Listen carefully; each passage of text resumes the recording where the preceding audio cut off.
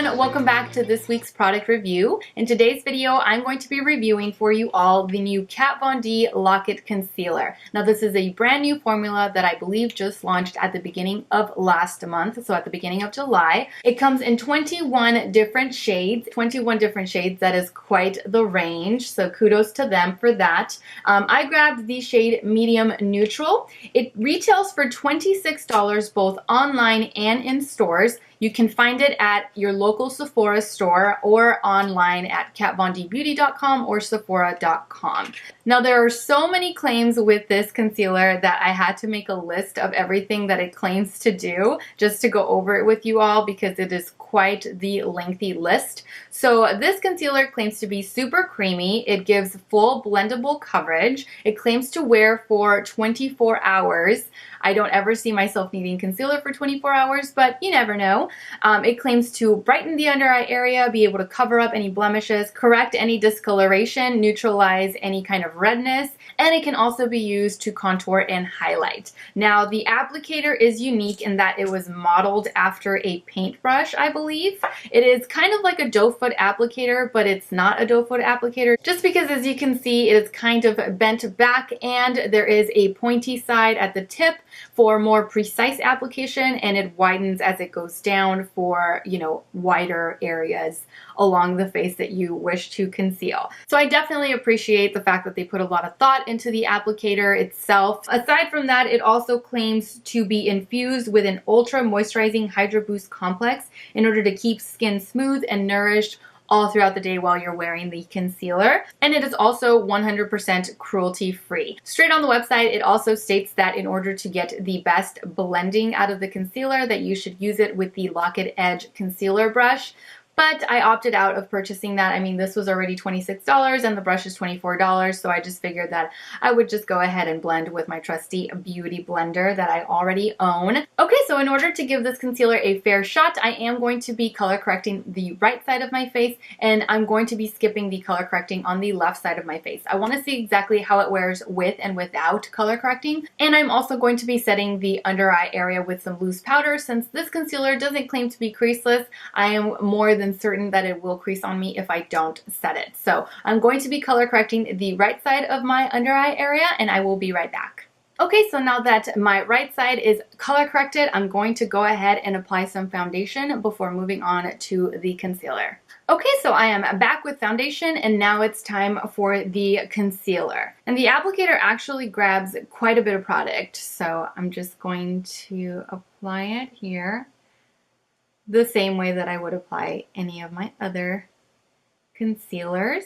Okay, apply it on that side and then apply it on the non-color corrected side.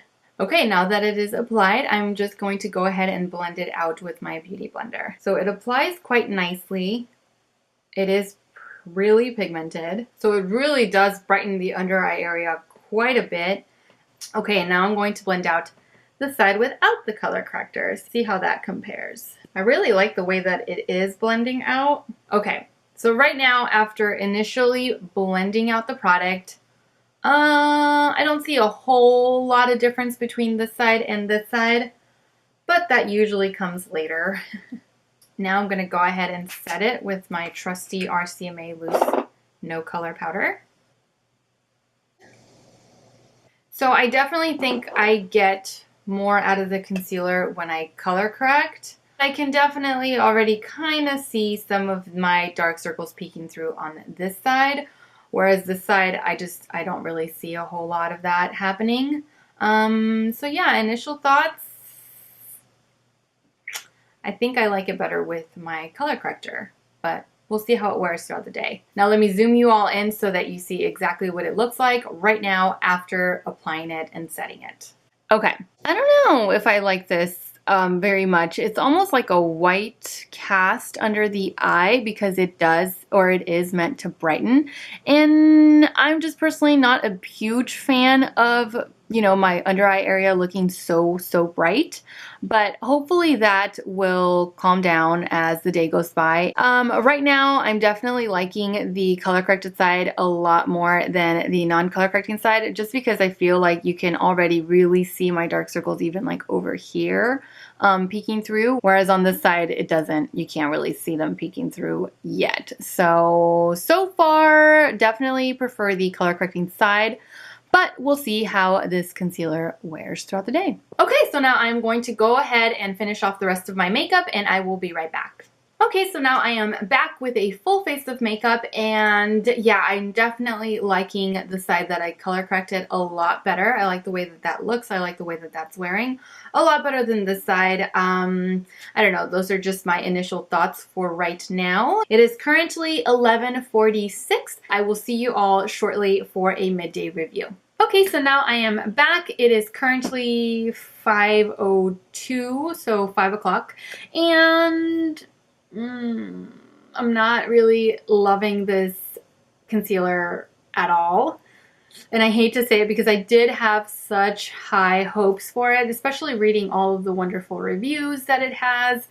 It's just not looking great on my under eye area whatsoever. To me, the product looks a little ashy, and that could just be like the brightening effect on it. I thought I grabbed the appropriate color for my skin tone, which was a medium neutral. I don't know if I needed to go even deeper than that, but yeah, it looks just ashy. It looks kind of like a white cast underneath the eye. I don't really dig that a whole lot. And I definitely have some creasing on both of the under eye areas.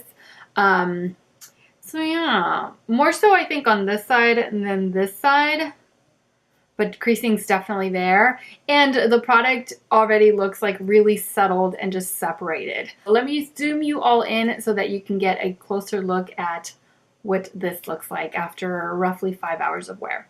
Okay, so as you can see, it looks pretty like grayish, like ashy kind of underneath the eye. It's already settled into my lines, like I mentioned, and to me it just looks really separated. Like the product just looks like it's already settled, like it's not holding itself together.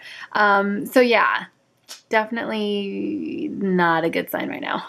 Okay, so that is it for a midday review. I will see you all here in about a couple of hours. Okay, so now I am back. It is currently 7:16, so a little bit short of 8 hours, like 30 minutes short of 8 hours, and I'm just gonna call it a night. Not a whole lot has really changed since my midday check-in. I mean, it just looks a little bit worse than what it did then, but other than that, there is nothing really new to report on, I guess. I will zoom you all in so that you see exactly what it looks like after roughly 8 hours of wear. Okay, so as you can see, I don't like it.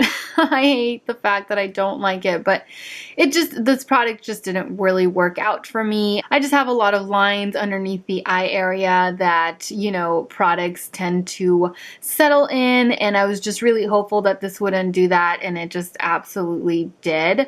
Not only that, but it just makes my under eye area just seem, I don't know, dry in a way. It doesn't feel dry under my eye whatsoever, but in my opinion, it definitely looks it. So I definitely don't like that.